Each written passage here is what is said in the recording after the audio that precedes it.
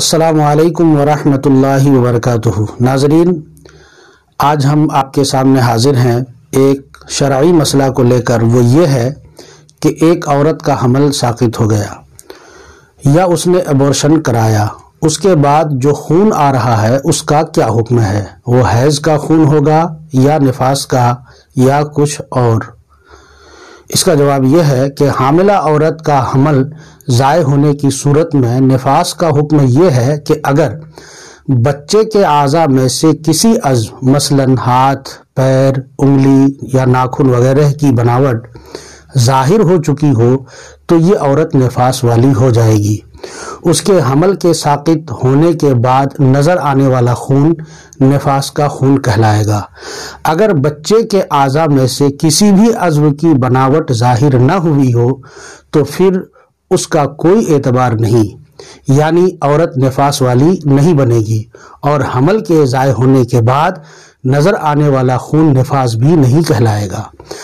بچے کے اعضاء کی بناوٹ ظاہر ہونے کی مدت فقہائے کرام نے 4 مہینے لکھی ہے، لہذا جو حمل 4 مہینے پورے ہونے پر یا 4 مہینے کے بعد ضائع ہو تو اس کے بعد نظر آنے والا خون نفاس کا ہوگا، لیکن اگر حمل 4 مہینے مکمل ہونے سے پہلے ضائع ہو جائے تو اس حمل کا اعتبار نہیں ہوگا، یعنی اس سے نہ عورت کی عدت گزرے گی اور نہ ہی اس کے بعد ظاہر ہونے والا خون نفاس کا ہوگا۔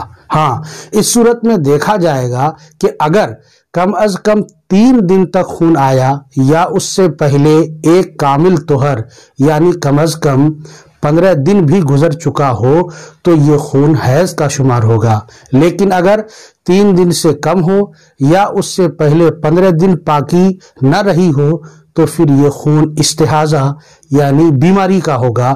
ایسی صورت میں نماز، روزہ، تلاوت وغیرہ کر سکے گی۔ علامہ ابن عابدین شامی علیہ رحمت و رضوان نے فتاوی شامی جلد 1 صفحہ نمبر 312 میں اس مسئلے کی مکمل وضاحت فرمائی ہے۔ انہوں نے فرمایا ہے کہ اگر تخلیق میں کچھ اعضاء ظاہر ہوں، مثلا ہاتھ ہو، پیر ہو، انگلی ہو یا ناخن ہو یا بال ہو، اور یہ اعضاء کا ظہور 120 دن کے بعد ہی ہوتا ہے، اور 120 دن یعنی برابر 4 مہینے ہوتے ہیں، تو ایسی صورت میں پیدا ہونے والا بچہ حکماً بچہ قرار پائے گا اور اس سے عورت نفاس والی ہو جائے گی۔ مجھے امید ہے کہ آپ مسئلے کو اچھی طرح سے سمجھ گئے ہوں گے اور آپ اسے دوسروں تک بھی شیئر کریں اور ہمارے اس چینل کو ضرور سبسکرائب کر لیں۔ السلام علیکم ورحمۃ اللہ وبرکاتہ۔